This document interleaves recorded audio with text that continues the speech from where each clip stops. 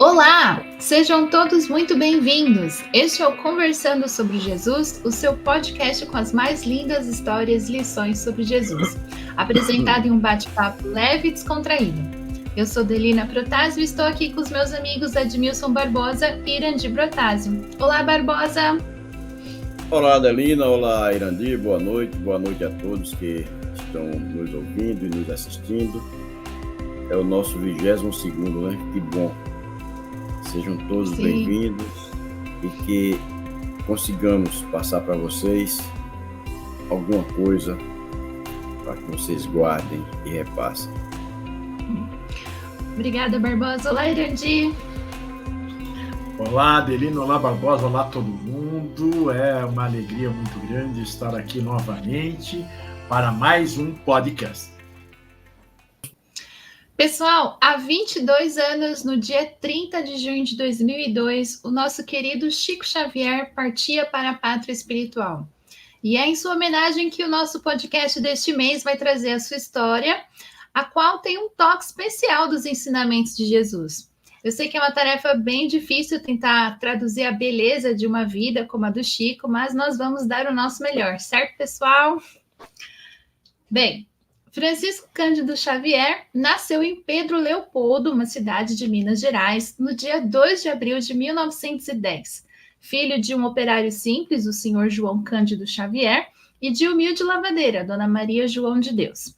Ficou órfão de mãe aos 5 anos de idade, e seu pai se viu obrigado a entregar alguns dos 9 filhos aos cuidados de parentes e amigos, pois não podia cuidar de todos sozinho. Chico Xavier ficou com sua madrinha, Dona Rita, que era uma mulher nervosa e que estava obsediada, e que o maltratava cruelmente. Bem, Barbosa, como é que foi a vida do pequeno Chico quando foi morar com a sua madrinha? Delina, boa não foi, viu? Boa não foi. A vida do Chico ao ir morar com Dona Rita foi muito complicada e muito sofrida. Foi marcada por muitos desafios e sofrimentos. Dona Rita era uma mulher muito nervosa e obsediada, como você acabou de dizer, e maltratava muito e bem cruelmente a Chico. Ele frequentemente era punido com surras de vara de marmeleiro. Para você ter uma ideia, ela chegava a furar, a espetar a barriga dele com um garfo. Em um momento de desespero e saudade da mãe, Dona Maria João de Deus, Chico se lembrou das orações que ela fazia diariamente e decidiu rezar o Pai Nosso sob as velhas bananeiras que tinha lá na casa da Dona Ritinha. E após terminar essa oração, ele teve uma experiência extraordinária. A mãe dele apareceu para ele. Sem questionar, pois ainda não conhecia as dúvidas e negações dos homens, Chico a abraçou, pedindo para ser levado com ela. Olha que inocência, né? Dona Maria, com tristeza, explicou que não poderia levá-lo e que ele precisava ter paciência e força para crescer e enfrentar o trabalho que o aguardava. Ele não sabia que trabalho seria esse, né? Mas ela já disse isso a ele. Ela o consolou, dizendo que quem não sofre não aprende a lutar. Interessante, né? E bonito isso que ela disse para ele, né? Em outra situação, e bem dolorosa, Chico foi obrigado a participar, imagine só, viu? A participar de uma simpatia para curar uma ferida na perna do filho de Dona Rita. Durante 3 sextas-feiras, ele teve que lamber a ferida. Em outra situação, bem dolorosa, Chico foi obrigado a participar de uma simpatia que uma vizinha ensinou a Dona Rita, que era lamber a ferida da perna do filho de Dona Rita. Quer dizer, o menino estava com uma ferida na perna e essa vizinha, né, disse a ela que se alguém fizesse isso, lambesse essa ferida por 3 sextas-feiras, ele ficava bom. E ela escolheu quem para lamber essa ferida? O Chico. Então, a mãe do Chico, espiritualmente, ela colocava um pozinho no local, mostrando onde ele deveria lamber. Então, por 3 sextas-feiras, ele fez lambeu essa ferida desse garoto. E, apesar do gosto amargo, Chico seguiu as orientações de sua mãe e outros benfeitores espirituais, ajudando na cura do seu primo. A alegria de Dona Rita pela recuperação do filho fez com que Chico ficasse um tempo sem apanhar. Olha que recompensa, né? Apesar das dificuldades e dos sofrimentos, essas experiências ajudaram muito a Chico a desenvolver a resiliência, fé e uma forte conexão espiritual, preparando-se para a missão que teria no futuro como médium e líder espiritual. Ele não sabia, né, que estava se preparando, mas essas experiências que ele passou, os conselhos da mãe dele, né, fizeram com que ele já começasse a se preparar a partir dali. A vida do Chico não foi fácil, né? E com 5 anos de idade, a gente não deseja isso para criança nenhuma, né? Pois é. Pois é, mas também não há sofrimento que dure para sempre, né? E aí, então, depois de passar mais de 2 anos sofrendo com a madrinha, conforme o Barbosa falou, apanhando, tendo que fazer essas peripécias que a dona Rita inventava, a mãe do Chico, a dona Maria João, consola o filho, né? Uma vez que ele estava bem tristonho, porque ele tinha apanhado, e ela diz para ele que dentro em breve chegaria na vida do Chico um anjo bom. Irandi, quem que é esse anjo bom que a mãezinha do Chico se referiu e como é que a vida do Chico mudou? Verdade que esse anjo bom queria que o Chico e os irmãos fossem à escola? Pois, Adelina, depois de tanto sofrimento, né? Depois, então, que a sua mãe disse isso, 2 meses depois se cumpriu o que ela havia prometido e terminou o sofrimento do Chico, né? Porque o seu pai casou-se novamente e sua madrasta, a dona Cidália, era uma alma boa e caridosa. E recolheu carinhosamente a ele e falou para o pai dele que ela queria todos os filhos dele na sua casa, porque eles estavam todos espalhados, né, na casa dos parentes.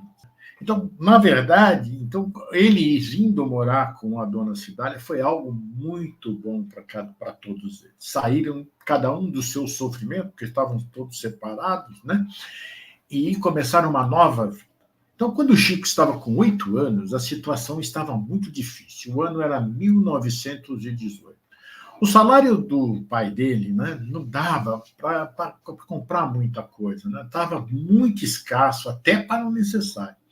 E aí os meninos também precisavam estudar. Foi então que a boa madrasta teve uma ideia: plantar uma horta e vender os legumes.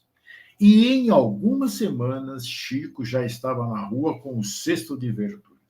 Desta forma, eles conseguiram encher o cofre e frequentar as aulas.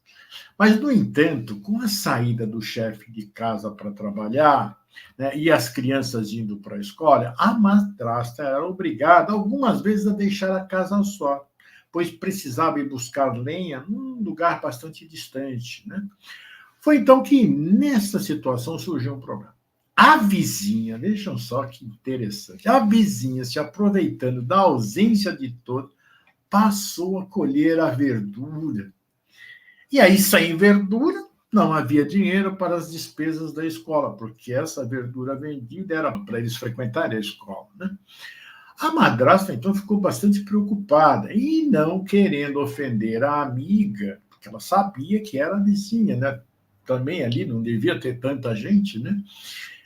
E aí, então, ela pediu para o Chico que pedisse um conselho ao espírito da sua mãe. Ela acreditava, né, que a mãe do Chico, né, ela vinha conversar com ele.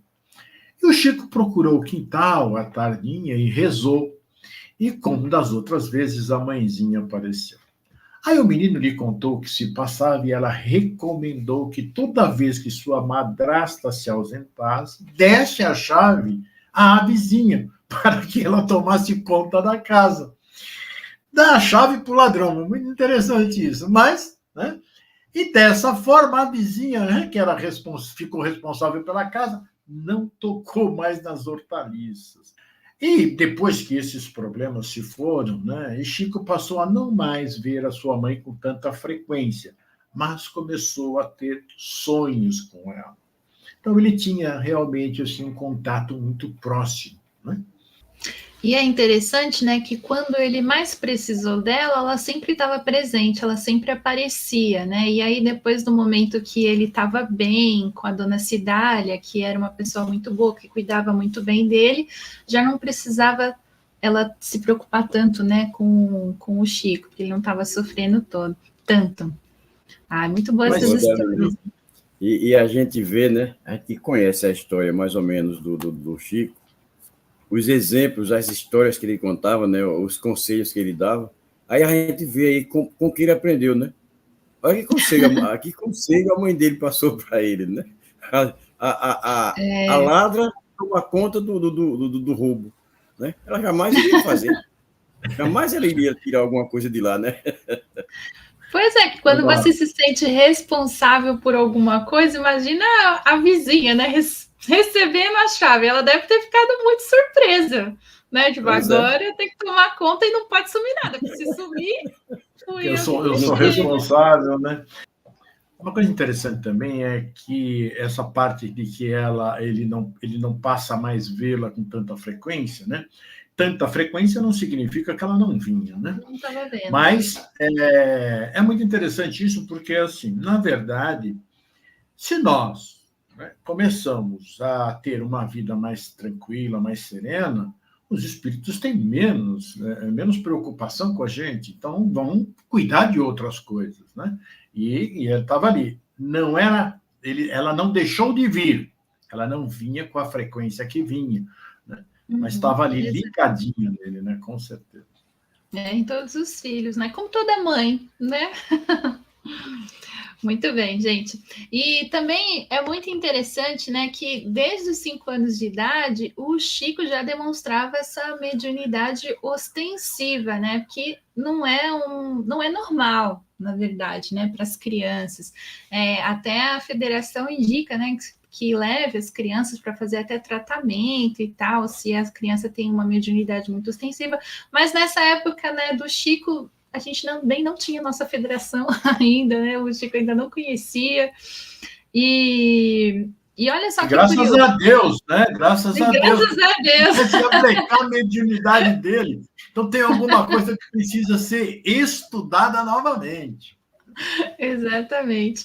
E olha só, tem vários fatos muito curiosos que aconteceram com ele quando criança, né? Por exemplo, quando ele iniciou o curso primário, com 8 anos de idade, lá em 1918, no Grupo Escolar São José, de Pedro Leopoldo, durante as aulas, vez por outra, ele ouvia as vozes dos espíritos e notava que as mãos invisíveis seguravam as suas, pegando e orientando os seus movimentos de escrita, né? O que passava desapercebido para os seus colegas, mas que já deixa uma deixa aí, né, para o trabalho que ele desenvolveria futuramente com a psicografia. Então a gente vê, né, que o Chico já era guiado desde pequenininho, né, na missão dele que ele iria desempenhar. E agora eu vou convidar o nosso amigo Barbosa a nos contar esse fato que aconteceu com o Chico na escola, já em 1922, quando ele já cursava o 4º ano.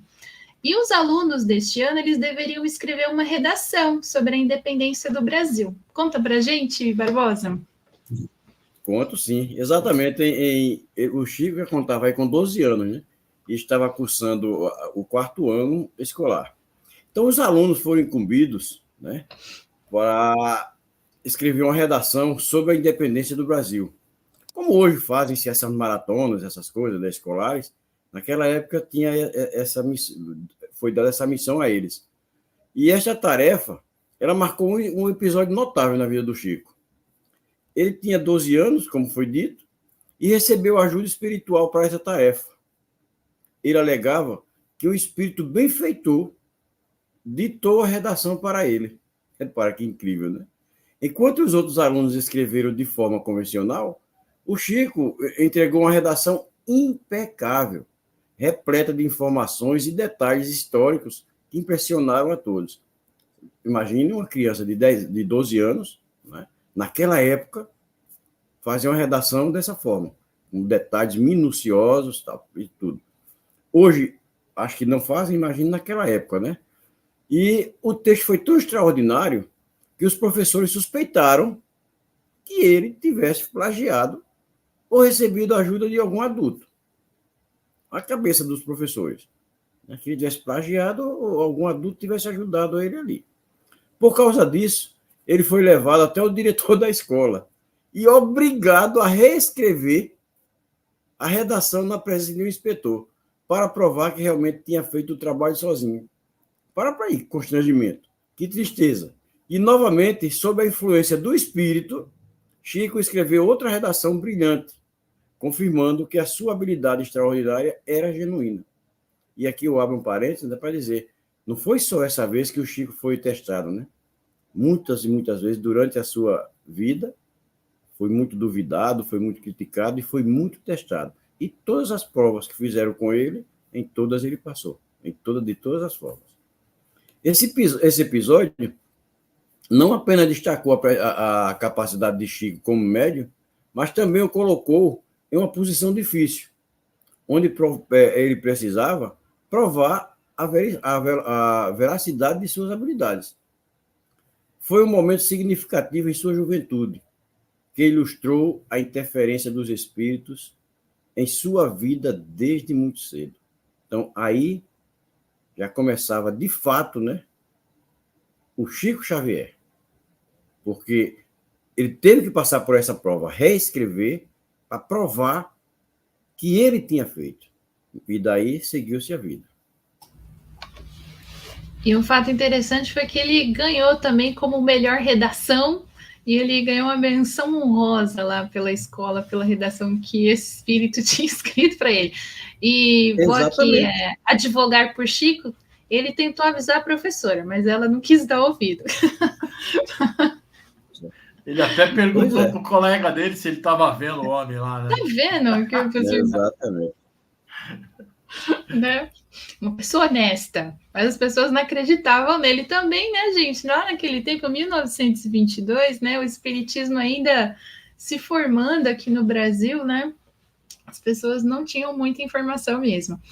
E apesar, né, da mediunidade do Chico já dar mostras de ser assim impressionante desde quando ele era criança, ela também lhe causou muitos problemas, né? Como o Barbosa citou, né? Na escola e também em casa. O seu pai, o senhor João, ele não gostava quando o Chico falava que via a mãe.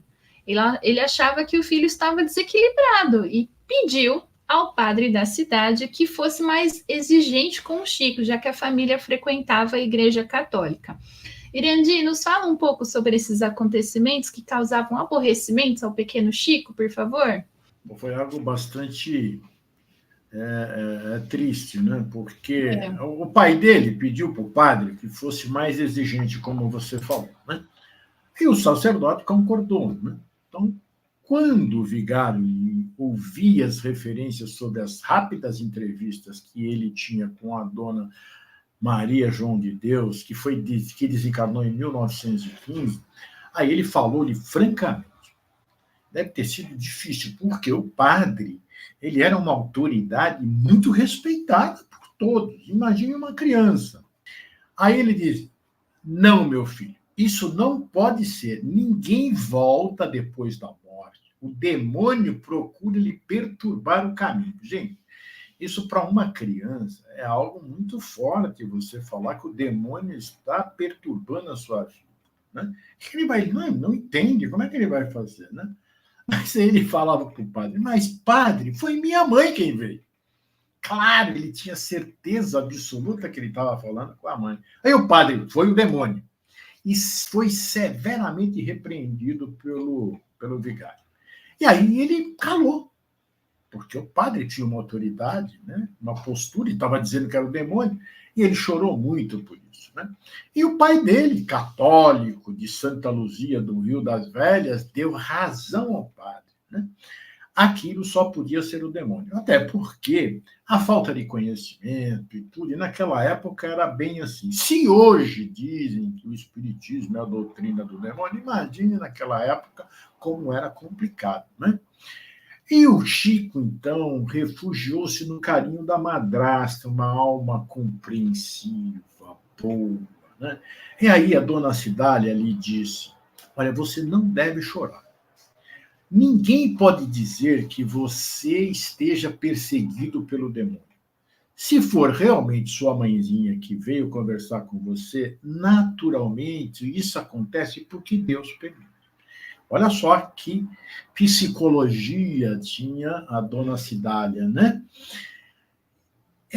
E ela disse ainda mais, né? Assim, e Deus estando no assunto ajudará que isso tudo fique esclarecido. Mas ficou bem mais tarde, mesmo assim, para muitos não, né? Até hoje, né? E na noite desse dia, o Chico sonhou que reencontrava a sua mãe e abraçou e recomendou: repito que você deve obedecer a seu pai e ao vigário. Vejam só, gente, é algo bastante interessante para a gente pensar, né? Olha, não brigue por minha causa. Por algum tempo você não mais me verá. Contudo, se Jesus permitir, mais tarde estaremos juntos. Não perca a paciência e esperemos o tempo. O Chico acorda, enxugou os olhos, resignado, já naquela época. E por 7 anos consecutivos não mais teve qualquer contato pessoal com a mãezinha. Aí ele não teve mesmo nenhum contato com ela, né? Para somente receber as mensagens psicografadas em 1927 e revê-la de novo pela vidência mais clara e mais segura em 1931, mais familiarizado com o serviço mediúnico ao qual se entregara de coração. É muito interessante isso, porque uma criança que está passando por esses momentos difíceis, a mãezinha é o seu ponto de apoio, mesmo desencarnado, e de repente não tem mais esse ponto de apoio. Então, veja que ela pede para ele ter paciência e se resignar. E ele já era um espírito que tinha esses 2 pontos fortes, né? E a dona Cidália, ela realmente deu uma força muito grande para ele, porque ele era uma criança, gente. Isso, para nós, hoje, afeta, né, para uma criança, mas a proteção, o auxílio espiritual que ele recebia era muito forte, né? E ele acabou realmente aquietando-se, né? E aguardou. E aí fica uma lição para a gente. Depois de 7 anos, se ele aguardou tudo isso, nós também devemos aguardar os momentos. Por isso que nós precisamos seguir as recomendações que Deus nos dá através dos Espíritos. Ele mandou aguardar? Aguarde, resignado e com calma, porque tudo vai acontecer. São exemplos que o Chico vai deixando, né? E muito interessante também, né? É ver a bondade da Cidália, né?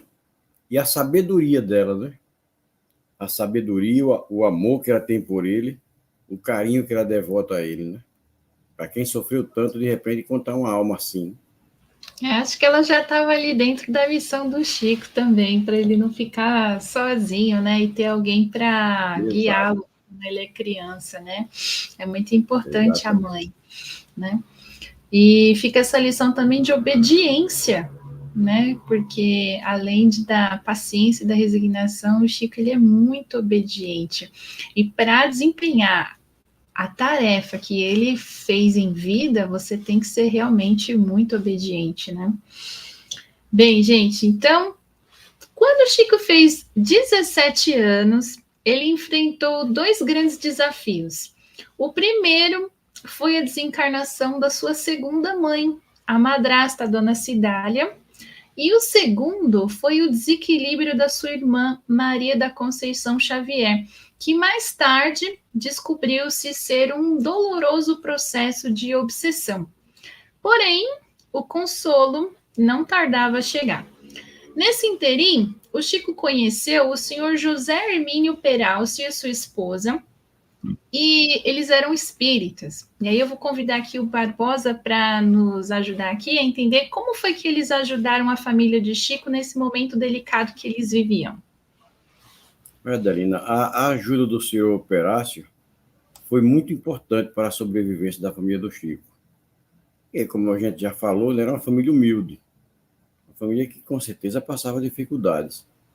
E ele forneceu alimentos, roupas e até mesmo apoio financeiro.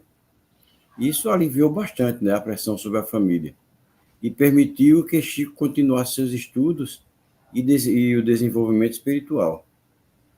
Além do apoio material, o senhor Perácio e a sua esposa ofereceram também carinho e muita compreensão, criando um ambiente mais seguro e estável para Chico. E eles eram espíritas, né? E tinham essa capacidade, né? De criar um ambiente. E essa ajuda foi vital para que Júlio pudesse superar as dificuldades que enfrentava e continuar a crescer, tanto como indivíduo quanto como médium. O apoio do senhor Hermínio e sua esposa exemplificou a importância da solidariedade e da compaixão, elementos que Chico carregou com ele ao longo de toda a vida e carreira como médium e filantropo, porque Chico era um espelho, né? De caridade, de solidariedade, de compaixão, era um exemplo em todos os sentidos. Então, foi muito importante o apoio, a ajuda e a influência do senhor José Hermínio na vida do Chico e da família dele. Veja só que interessante como vão acontecendo as coisas, né? Falta a mãe, né? Faltou a segunda mãe, e agora já entra uma outra figura, né? Um casal, para auxiliar o Chico. Veja como Deus, né, trabalha. Nós não estamos nunca sozinhos. Ele está sempre colocando no nosso caminho pessoas, espíritos que vão nos ajudar. Então, é importante nós percebermos que o Chico teve isso e nós também temos. Né? Cada um dentro do seu tamanho, né? Lógico, mas nós também temos da mesma forma. Né? E então, quando nós estivermos enfrentando dificuldade, vamos lembrar que nós não estamos sozinhos, não. Sempre, se nós mantivermos a calma, a paciência, a disciplina, como a Adelina falou, nós vamos assim indo, vamos recebendo aquilo que nós estamos mais necessitados. Tendo paciência que tudo vai se ajustando, né? Exatamente. E é muito legal mesmo a gente ver que essas pessoas bondosas vão aparecendo na nossa vida, né? E nos encaminhando, né? Para a nossa missão realmente, que é o trabalho que a gente deve desenvolver. Muito legal, né? E aí, acontece que o Chico e o seu irmão, o José Cândido Xavier, decidem fundar o primeiro centro espírita da cidade de Pedro Leopoldo. Irandir, eles conseguem? Conseguem sim. E a primeira reunião espírita no lar da família Xavier se realizou em maio de 1927. O Chico e seu irmão, né, o José Cândido Xavier, então eles fundaram o Centro Espírita Luiz Gonzaga, então, sediado, como foi dito, na residência do próprio José Cândido. Ele se fez presidente da instituição e o Chico ficou como secretário. E o seu patrão, José Felizardo, virou tesoureiro. Em julho, menos de 3 meses após a primeira sessão de rezas de passe, a irmã de Chico voltou para casa sã e salva. E na noite de 8 de julho, todos se reuniram para agradecer a cura. Carme Perácio, que acompanhou Maria Xavier até Pedro Leopoldo, participou da sessão e ouviu uma voz aconselhando Chico a tomar o lápis. Ele obedeceu e, de repente, se sentiu fora do corpo. As paredes desapareceram, o telhado se desfez e, no lugar do teto, ele viu estrelas. Olhando em volta, notou uma assembleia de entidades que o fitavam. Para ele, eram habitantes do arco-íris. Naquela noite, Chico preencheu 17 páginas, sem rasuras, sem borrachas, em velocidade. Quem assinou foi um amigo espiritual. Quando o rapaz pôs o ponto final, tinha as pernas trêmulas e o coração acelerado. E 2 dias depois, Carme e o marido convidaram Chico a passar uns dias na fazenda. Eles rezavam quando Carmen, mais uma vez, ouviu uma voz suave. Era um tal de Emmanuel, amigo espiritual de Chico. Depois do som veio a imagem. Um jovem imponente, com vestes sacerdotais e aura brilhante. Irmã, fale ao Chico que ele tome papel e lápis. Chico Xavier não viu nem ouviu nada. Buscaram o material, ele segurou o lápis e as frases começaram a se espalhar pelas páginas. No texto, referência ao tratamento da irmã, detalhes sobre a vida dos irmãos e um recado pessoal. Eis que nos achamos juntos novamente. Os livros à nossa frente, o Evangelho segundo o Espiritismo e o Livro dos Espíritos, são 2 tesouros de luz. Estude-os, cumpra seus deveres e, em breve, a bondade divina nos permitirá mostrar a você seus novos caminhos. A assinatura não era de Emmanuel, mas de Maria João de Deus. Após 7 anos de ausência, ela dava novos sinais. Isso eu retirei do livro As Vidas de Chico Xavier, de Marcel Souto Maior. Vejam que coisa assim, emocionante, arrepia, né? Essa situação que ele começou a viver. Imagina, ele achou que aquelas entidades, imagina as entidades que tinham lá, elas moravam no arco-íris. Deve ser lindo demais, não é? Muito bem. E aí, temos mais um fator muito interessante para a vida do Chico, que acontece já nos fins de 1931. O Chico já tinha 21 anos de idade. À tardinha, ele estava orando sobre uma árvore junto ao açude, um pitoresco local na saída de Pedro Leopoldo para o norte, quando viu a pequena distância uma grande cruz luminosa. Foi se formando assim. E pouco a pouco, dentre os raios que se formavam, surgiu alguém. Era um espírito simpático, envergando uma túnica semelhante à dos sacerdotes, e que lhe dirigiu a palavra com carinho. Barbosa, quem que era esse espírito que Chico viu? E sobre o que eles conversaram? Primeiro, deixa eu te fazer uma pergunta. Se de repente você estivesse num canto sozinha e na sua frente pintasse essa luz, tu ficava com risco. Vixe, eu nem sei. Cara, hoje eu ficava porque eu já tenho um certo conhecimento. Mas antigamente eu correria. A gente correria, né? Meu Deus, é um extraterrestre. Pois. Esse espírito, Delina e Irandi e a todos que estão nos ouvindo, era o Emmanuel. É o espírito do Emmanuel, que se tornaria o principal guia espiritual de Chico Xavier por toda a vida do Chico. Emmanuel se apresentou a Chico e iniciou uma conversa muito importante, na qual ele explicou a Chico qual era a sua missão e os requisitos que Chico estava destinado a cumprir. Emmanuel disse a Chico que ele tinha uma missão de disseminar o espiritismo e ajudar na evolução espiritual da humanidade. Olha que missão!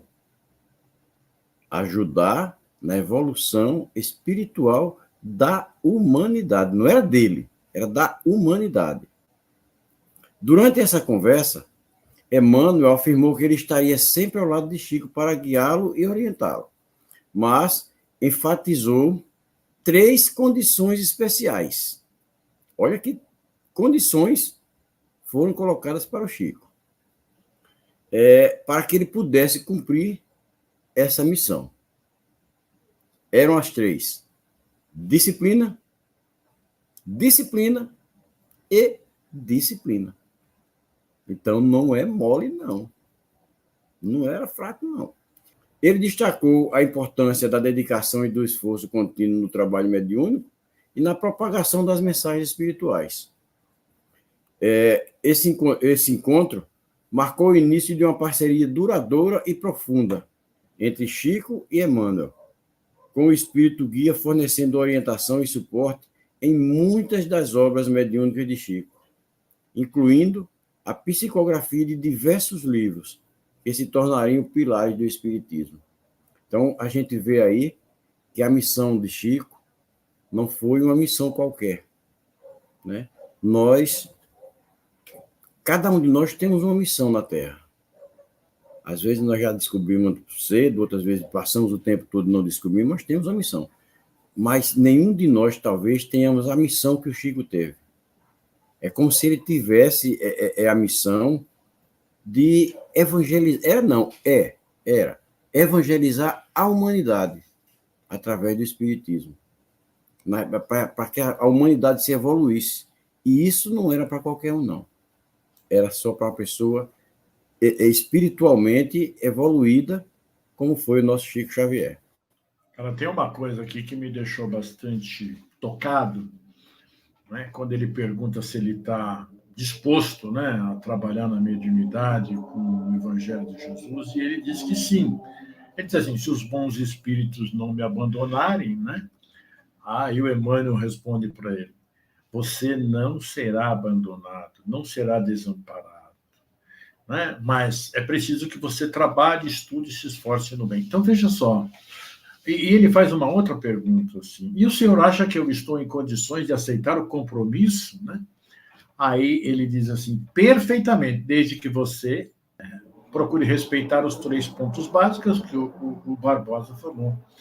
Veja só, uma coisa muito interessante que acontece também com a gente.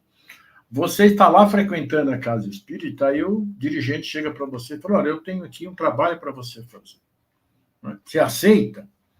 Aí você fica naquela, né? Será que eu tenho condições de fazer? Né? Dizem que quando o trabalhador está pronto, o trabalho aparece. Né? Então, nós temos que encarar. Agora, nós temos que fazer o que o Emmanuel disse para ele aqui. Pai, você tem que estudar, você tem que se esforçar no bem. Né? Mas não é intelectualizar-se. Você tem que moralizar-se. Porque essa é uma função importante para todos nós.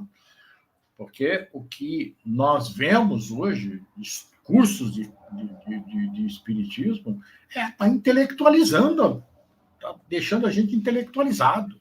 Mas e moralmente? Nós estamos vivendo aquilo? É isso que o Emmanuel está dizendo. Eu estou estudando sobre o respeito, sobre essa disciplina. Eu estou descobrindo coisas assim impressionantes para mim. Não estou estudando para os outros, não, estou estudando para mim. E é extremamente difícil. É muito difícil essa questão. Então, é algo que foi muito, muito interessante, muito bonito. Muito bonito. É verdade. E uma coisa também que o Emmanuel falou para o Chico foi que eu acho que 30 livros é bom para a gente começar. E aí deixou o Chico assim, como assim a gente vai escrever 30 livros? Né? Tipo, eu não tenho dinheiro para lançar um livro. Aí ele ficou pensando, mas a minha família não é rica. Como é que eu vou lançar um livro? Porque imagina, gente, para você lançar um livro, você tem que ter dinheiro, né? Para tudo, né? Publicação, edição, nananã, tudo. E ele ficou até imaginando que o pai dele ia ganhar na loteria, porque o pai dele já trabalhava, né, numa lotérica. Ele ficava assim, será que nossa família vai tirar sorte grande? E aí, com esse dinheiro, a gente vai conseguir lançar esses 30 livros? Irandi, tira essa dúvida aí pra gente. Como é que foi que aconteceu, então, a primeira psicografia do primeiro livro do Chico com o Emmanuel? Eles ficaram ricos? Então, é muito interessante que ele pergunta para o Emmanuel, né? Será que meu pai vai tirar sorte grande, né? E aí a resposta do Emmanuel foi, não, nada disso. A maior sorte grande é a do trabalho com a fé viva na providência de Deus. Os livros chegarão através de caminhos inesperados. E aí, na noite de 1931, com 21 anos de idade, né? Chico, regressando do trabalho, depois de fazer as suas preces habituais, ele terminou a psicografia de um amontoado de poesias recebida de dezenas de poetas dos mais conhecidos e variados estilos. Vejam que com 21 anos ele já começou, então, a receber, não de Emmanuel, mas dos outros espíritos, né? E ele organizou tudo, ele datilografou e organizou tudo, ele foi orientado por parentes e amigos, né? Como é que ele devia fazer, e aí ele enviou todo aquele calhamaço de folhas ao vice-presidente da Federação Espírita Brasileira no Rio de Janeiro, o senhor Manuel Quintão. E ele pede para que ele fizesse um exame criterioso de identificação dos autores. O Manuel Quintão não conhecia o Chico pessoalmente, o que só veio acontecer em 1936. Vejam que passaram-se aí 5 anos que ele mandou, e ele só veio conhecer o Chico 5 anos depois. Mas ele não duvidava da moralidade do médium e da autenticidade das poesias. E aí, no dia 6 de julho de 1932, naquela quarta-feira de 89 anos atrás, a Federação Espírita Brasileira publicava uma obra que causaria alvoroço no meio literário, em todos os meios, né? E essa obra foi escrita por um rapaz de apenas 22 anos de idade, oriundo do interior de Minas Gerais. Era o Parnaso de Além-Túmulo, que trazia poemas assinados por grandes nomes da língua portuguesa, e generosamente abriam-se as portas para o grande médium de São de Pedro Leopoldo. Foi um legítimo marco da história da humanidade. Hoje, esta obra tem mais de 200 textos, ditado por 56 poetas brasileiros e portugueses. Mais do que uma primorosa obra, Parnaso de Além-Túmulo marca o início da jornada de Francisco Cândido Xavier como instrumento de Jesus na Terra. Vejam que coisa, veja o trabalho da espiritualidade, é algo lindo e maravilhoso. É algo realmente que emociona. É verdade. O meu pai sempre fala, Deus é rico. Quando alguém fala assim, isso dá muito dinheiro, isso custa muito, meu pai. Eu vou fazer porque Deus é rico. E realmente as coisas vão chegando. Isso é ter fé, né, gente? Olha, e saiu o livro aí, ó, muito bom. E ali foi o começo de um trabalho, assim, seríssimo, que levaria à publicação de 412 livros e contando os quase 25 milhões de exemplares vendidos. Isso é o que a gente chama de uma parceria de milhões, né? Ali, ó, Chico e Emmanuel e ali todos os outros espíritos, né? Porque olha só que grandioso foi esse trabalho. E como o Barbosa falou, são todos livros, né, para realmente evangelizar a humanidade. E Irandir Barbosa, vocês têm um livro favorito? Adelina, quem não tem, né? Qual espírita que não tem um livro favorito do Chico? Chico. Entre vários, sou fanático pelo livro Nosso Lar. Eu acho uma coisa linda esse livro. E já assisti o filme umas 3 ou 4 vezes. E cada vez que eu assisto o filme, eu vejo uma coisinha diferente. Eu descubro uma coisa diferente. Eu vejo uma cena que eu não tinha visto. Parece um dicionário, que você abre e vai encontrando uma palavra diferente. Então, para mim, o filme Nosso Lar é isso. Então, eu gosto demais desse livro. Mas tem outros, né, que a gente gosta, que com certeza o Irandir vai citar aí alguns, que são muito interessantes e aconselháveis às pessoas que procurem ler esse livro ou ver esse filme, Nosso Lar. Então, são 412 livros, né? Não é algo assim bastante, é muito grande, né? Eu fui ver você entra no Google e eu coloquei, né, livro psicografado de Chico Xavier. Gente, é uma lista imensa, imensa. É muito grande. É grande. E aí, então, você tem livros que você fala, mas isso daí é também, né? Porque o Emmanuel psicografou muito livro. Né? Frases de Emmanuel, vem do livro X, Y, é muito interessante. Claro, o Nosso Lar é o livro, acho que a gente começa, né, lendo, do Chico, muitos de nós começamos lendo Nosso Lar, né?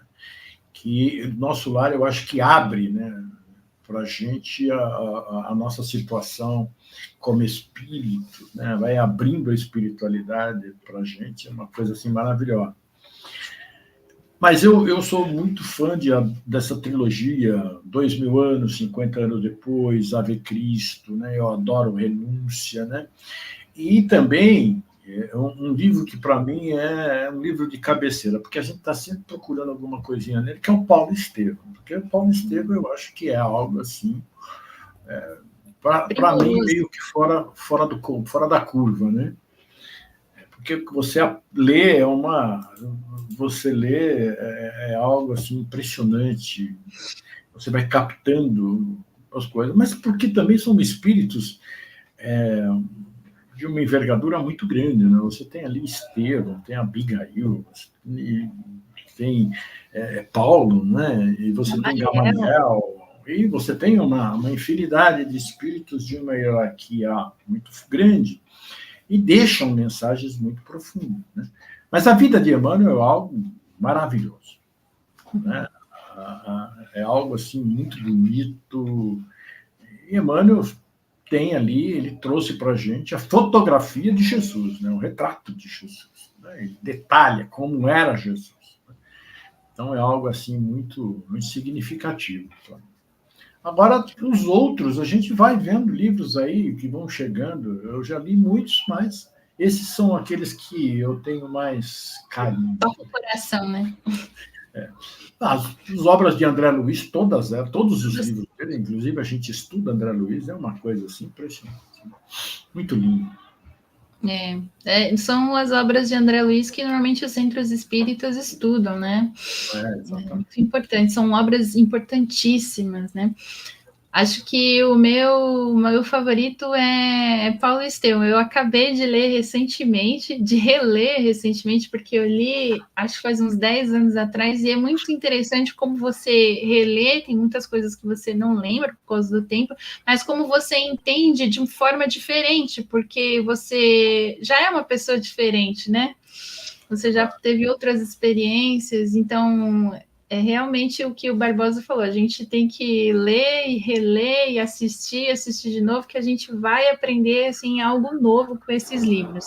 Sempre. E, nossa, é uma linguagem assim muito amorosa, e assim, os relatos assim são muito bonitos mesmo.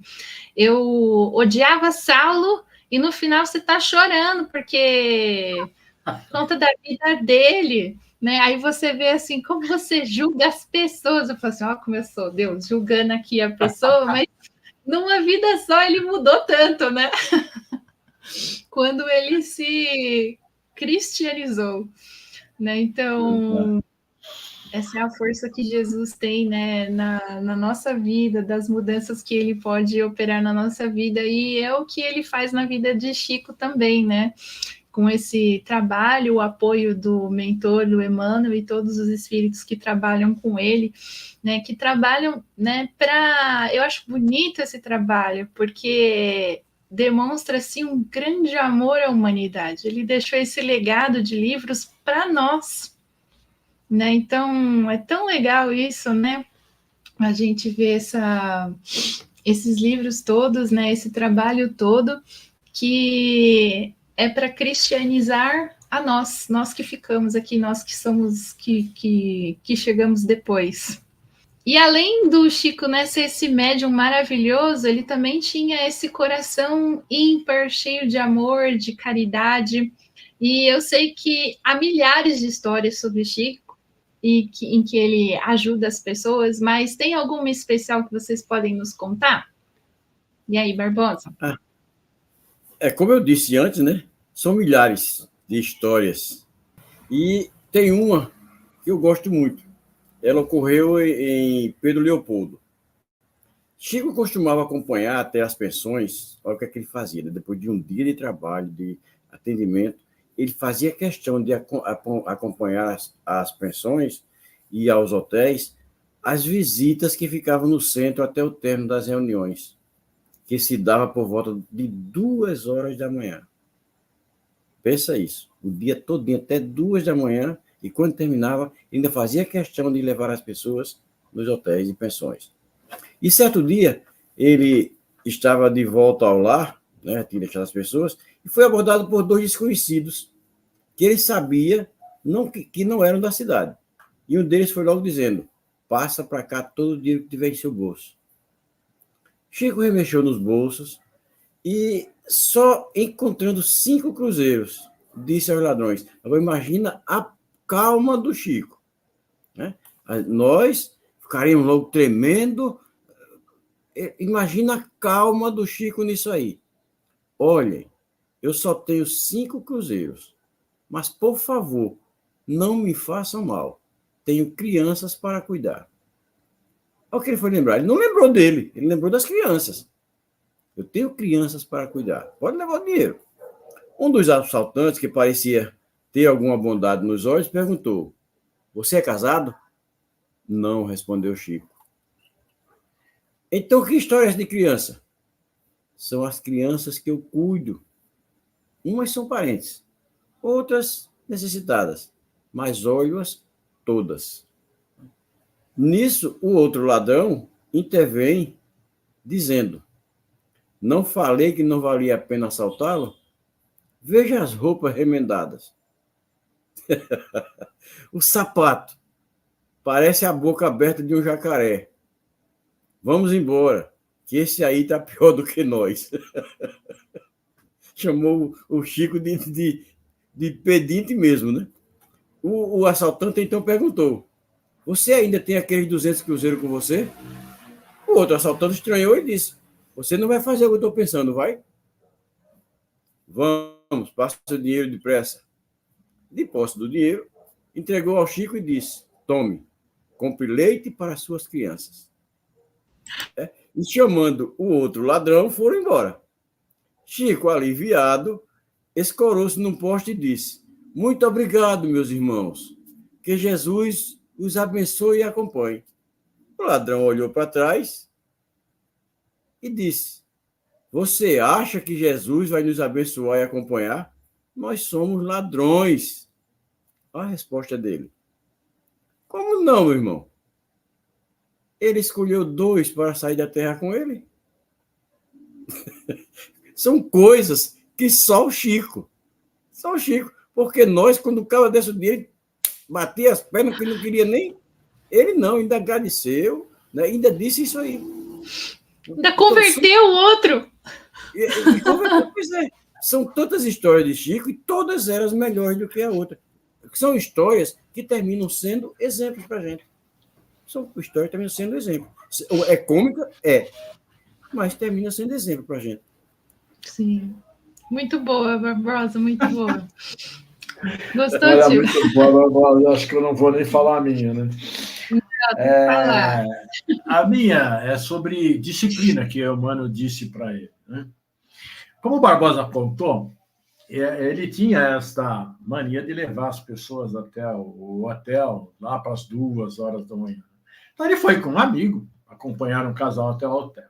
Na volta, eles iam atravessar uma avenida e o farol estava vermelho. E o Chico parou. Aí o amigo olhou para ele e disse: Chico, nós vamos ficar aqui parado? Quase 3 horas da manhã, não passa nem vento aqui nessa hora. Aí o Chico respondeu para ele: se não conseguimos respeitar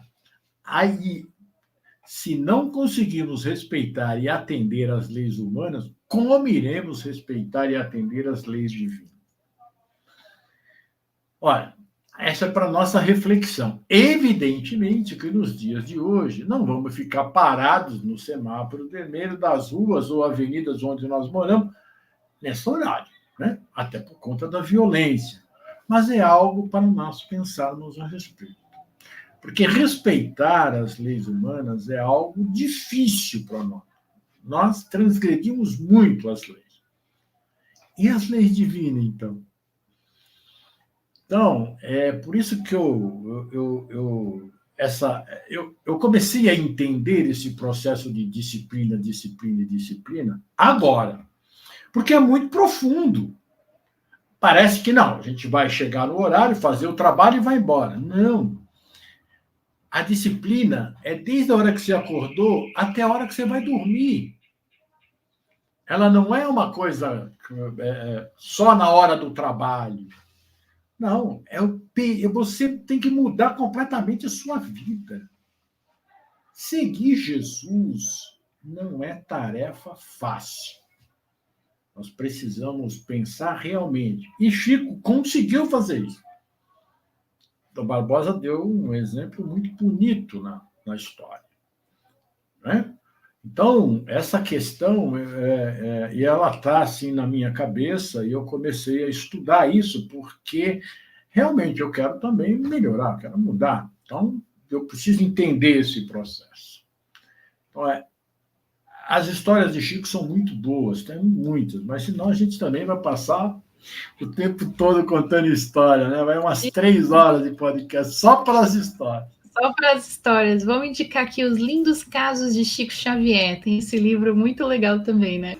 E aí, já em 1959, o Chico ele precisa se mudar para Uberaba, lá em Minas Gerais também, né? Por conta da sua labirintite. A gente não comentou aqui ainda, mas o Chico ele tinha uma saúde assim bem debilitada. Então, ele trabalhava pra caramba, ele começou a trabalhar desde pequenininho lá com a dona Cidália vendendo as frutas, depois foi trabalhar numa indústria, depois foi trabalhar de caixeiro. Ele trabalhou desde criança, né? Porque naquela época no Brasil acho que nem tinha lei contra trabalho infantil. E era normal, né, as crianças trabalharem desde tenra idade para ajudar em casa, como acho que em alguns lugares do Brasil ainda acontece, né? E aconteceu que ele começou a dar problema nele de labirintite. E ele passou no médico, e esse médico, ele aconselhou ele a morar em uma cidade que o clima fosse mais temperado, fosse mais ameno, porque lá em Pedro Leopoldo era muito frio. E isso não ia fazer muito bem para a saúde dele. Então, aí o Chico resolve acatar o conselho e se muda para Uberaba. E lá, ele e o seu amigo Valdo Vieira inauguram um novo centro espírita chamado Comunhão Espírita Cristã, onde haveria estudos do evangelho, sopas para os mais necessitados, visitas às comunidades carentes e as sessões de desobsessão.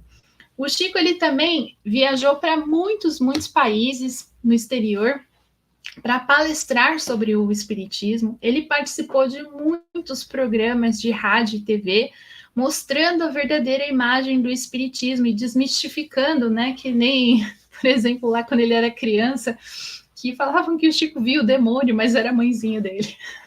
Né? Então, desmistificando muitos mitos, né, sobre o espiritismo. E o Chico ele participou de um programa de TV chamado Pinga Fogo. Se vocês procurarem até no YouTube, vocês vão encontrar imagens, né, desse programa.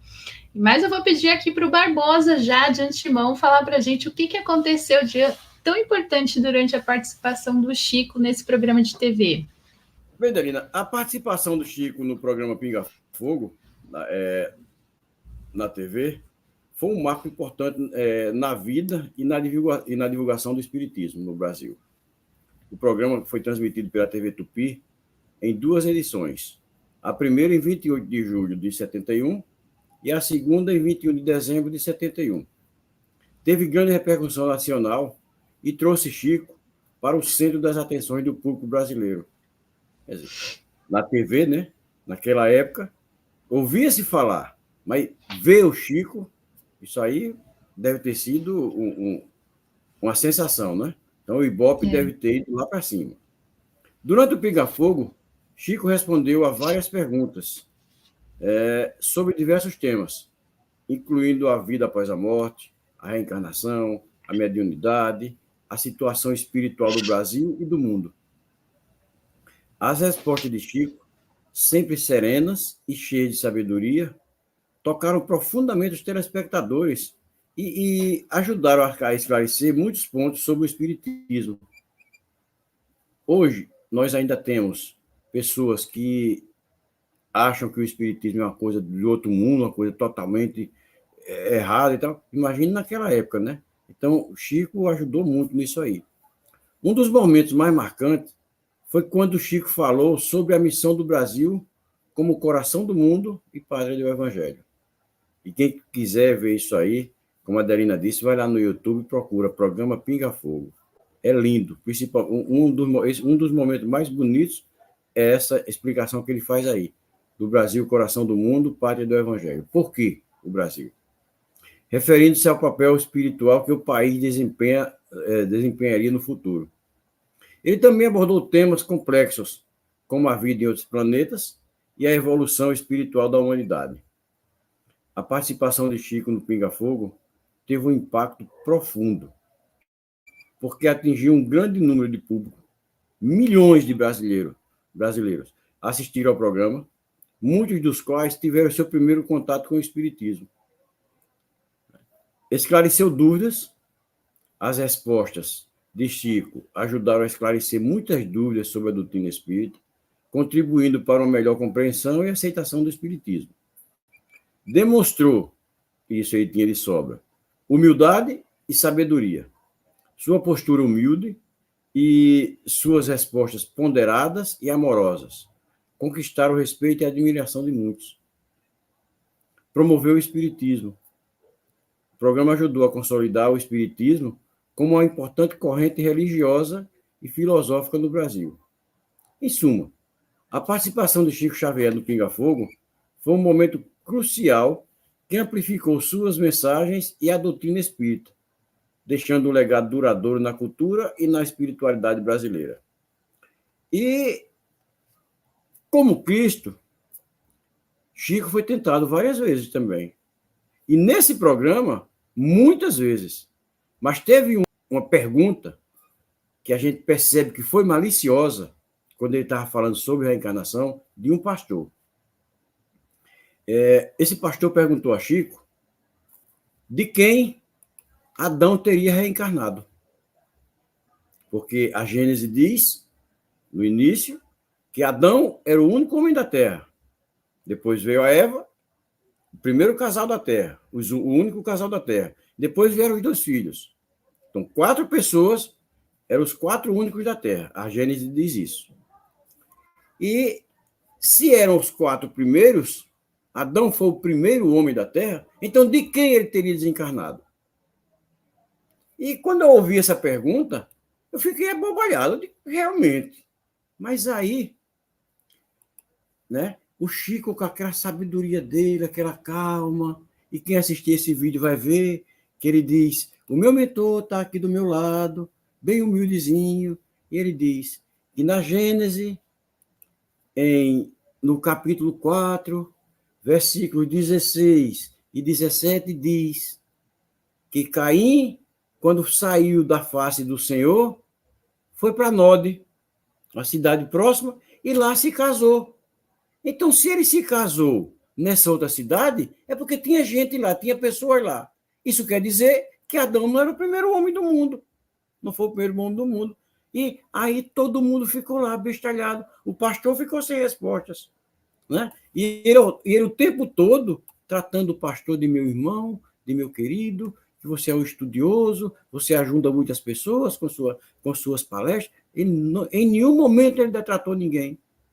Então, quem quiser assistir, está lá no YouTube. Programa Pinga Fogo, com Chico Xavier.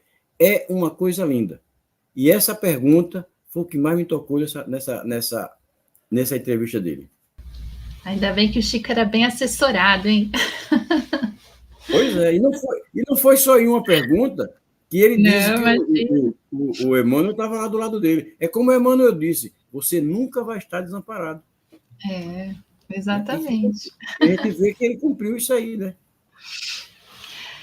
O Chico também, ele psicografou mais de 10.000 cartas que traziam relatos de consolo e de esperança. Irandir, para quem que eram essas cartas?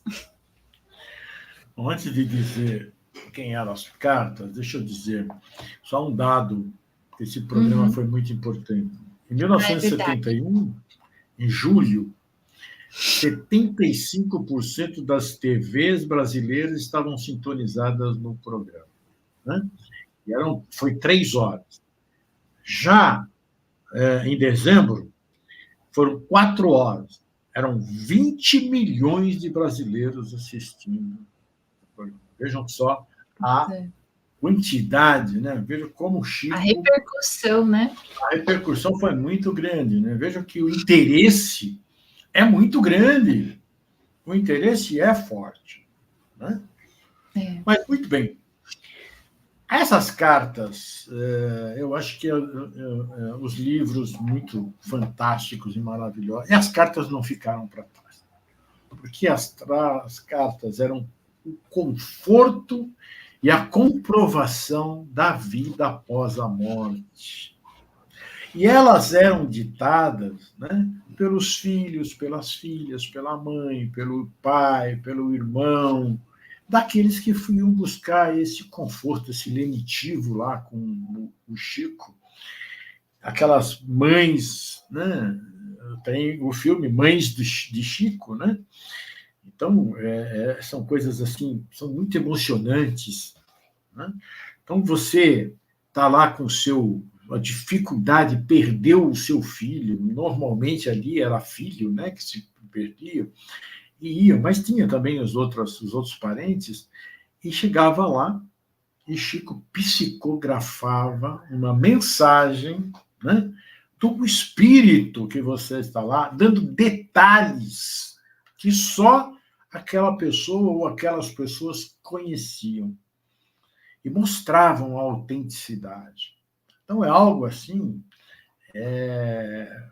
que comprova, né, a vida após a morte. E eles dão detalhes, né, da onde estão, como são tratados e tal. Então, essas cartas realmente eram lenitivo para aquelas pessoas que sofriam, né, e chegavam lá. E olha aqui a quantidade, 10 mil cartas, gente.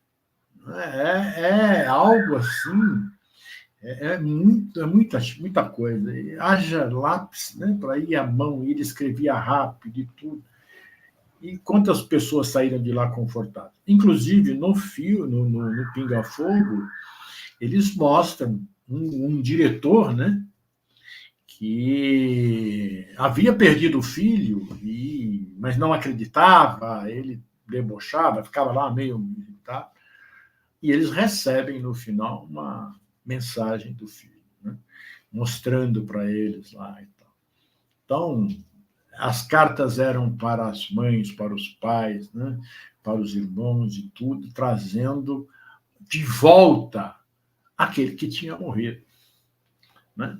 Então, eu acho que assim, essas cartas trazem a certeza da continuidade da vida, né, e a ressurreição espiritual de cada um de nós. Porque a partir do momento em que você acredita, você tem ali na sua mão, é uma ressurreição que você tem. Você está ali vendo, lendo, né, aquilo que o seu filho, seu pai, sua mãe estão dizendo e mostrando para você a verdade. E você não tem jeito de você não compreender, porque não vem, essa que é importante, não vem a letra que mata, vem o espírito que vivifica ali. Você sente, né, a presença do ser ali naquela carta, aquela vibração intensa. Então, imagina a alegria que saíam de lá aquelas mães, aquele pessoal que foi lá buscar esse lenitivo, né? Então, a vida desse homem é algo assim que não dá para a gente descrever. Mensurar, né? Não, Fora as milhares de pessoas que iam atrás do Chico, né, para pedir, né, conselhos e tudo mais. Vale salientar também que uma dessas cartas, essa que foi entregue a esse pai, né, libertou o rapaz, né, que estava sendo acusado de matar o filho desse diretor da TV, né? E essa carta foi aceita, inclusive, pelo Tribunal, né, de Justiça, e o rapaz foi libertado por causa dessa carta que foi psicografada pelo Chico. Foi mais do que uma carta até. Eu estava pesquisando, teve várias outras vezes que as cartas psicografadas que o Chico fez libertou alguém. o nosso amado Chico Xavier recebeu o título de cidadania em aproximadamente 80 cidades brasileiras. Em 1981, ele foi indicado ao Prêmio Nobel da Paz. Em 2006, em uma votação popular promovida pela revista Época, ele foi eleito o maior brasileiro da história. E 6 anos depois, ele ainda receberia o título de maior brasileiro de todos os tempos em uma votação popular promovida pelo canal de televisão do SBT. Não é pouca coisa não, gente. E era um pouco mais de 7h30 da noite, do domingo de 30 de junho de 2002, quando o coração de Chico Xavier parou. Chico tinha acabado de deitar-se na cama estreita do seu quarto, acanhado para mais uma noite de sono, e pouco antes de dormir, ergueu as mãos para o alto, como sempre fazia, e rezou pela última vez. O Chico morreu em casa, como queria, sem dor nem sofrimento. Apesar de tanto problema de saúde, não foi isso que aconteceu. E um outro fato muito interessante era que o Chico falava que ele queria desencarnar num dia em que todos os brasileiros estivessem felizes. Puxa, olha que difícil, né? Mas olha só, ele desencarnou nesse dia, no dia 30 de junho de 2002, quando o Brasil conquistou o pentacampeonato da Copa do Mundo. Um país que gosta do futebol que nem o nosso, a gente estava muito feliz. Eu me lembro desse dia, eu estava muito feliz, teve até churrasco na minha casa, né, que a gente ganhou. Vocês lembram desse dia? Eu lembro, vocês estavam todos na minha casa lá. É verdade, foi na casa do tio, é verdade, ele morava aqui. Ele morava aqui em São Paulo. Você lembra, Barbosa? Eu morava em São Paulo. Lembro sim. Tá feliz? Eu tava feliz. Muito. Ele era merecedor, né, gente? Pelo trabalho todo que ele desempenhou na vida dele, ele realmente mereceu isso. E depois dessa história que a gente tentou contar um pouquinho da vida do Chico para vocês, vamos às nossas considerações finais. Barbosa, com você. Obrigado, Delina. Obrigado, Irandir. Obrigado ao Mestre Jesus. Obrigado a todos vocês que estão nos assistindo, que estão nos ouvindo pelo Spotify. Que com essa história que nós contamos hoje da vida do Chico Xavier, toque o coração de algum de vocês, que vocês divulguem a doutrina espírita, se interessem, leiam. Pega o Evangelho segundo o Espiritismo, pega o Livro dos Espíritos, leiam e procurem se informar. Nós estamos aqui por vocês e para vocês. Se tiverem alguma pergunta, nos façam, que no outro podcast nós responderemos. Fiquem todos com Deus, que o Mestre Jesus esteja no coração de cada um de vocês. Muito obrigada, Irandir.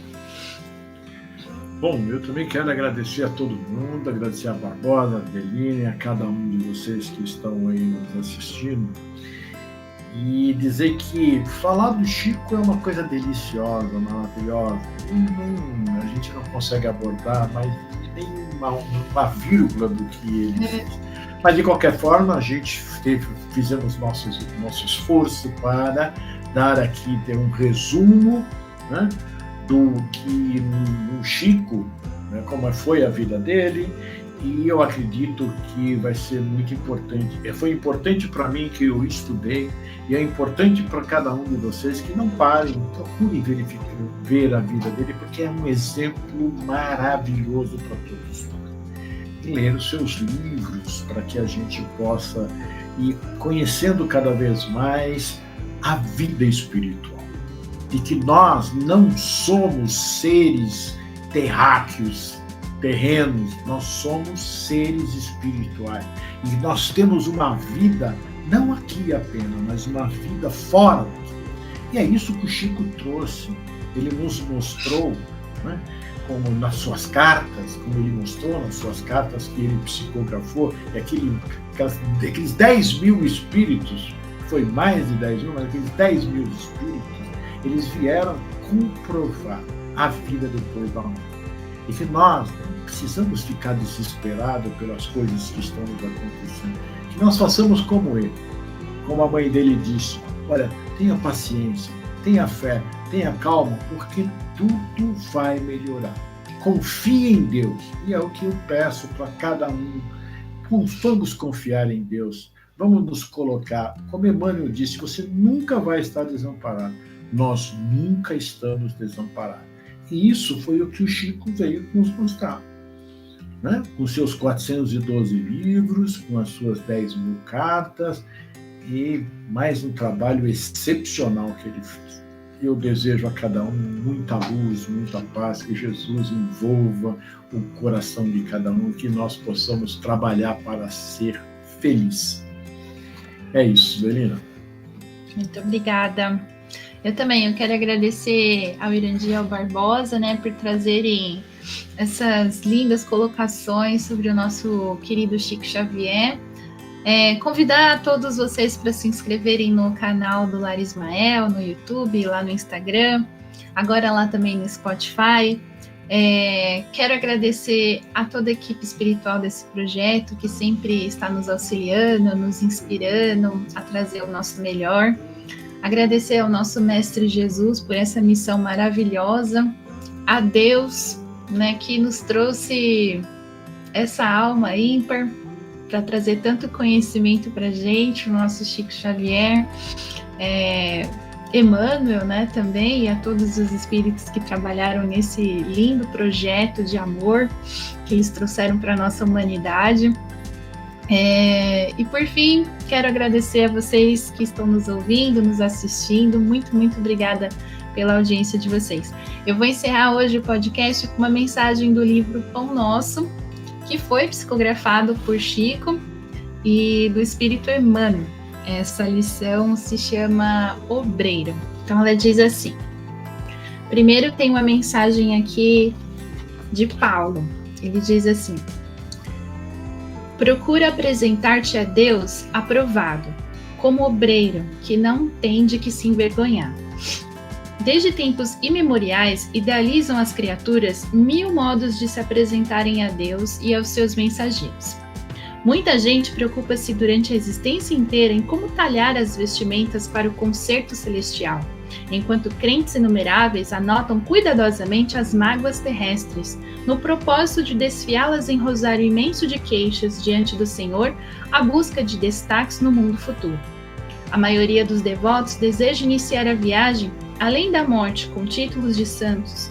Todavia, não há maneira mais acertada de refletirmos em nossa posição com verdade, além daquela em que nos enquadramos na condição de trabalhadores. O mundo é departamento da casa divina. Cátedras e enxadas não constituem elementos de divisão humilhante, e sim degraus hierárquicos para cooperadores diferentes.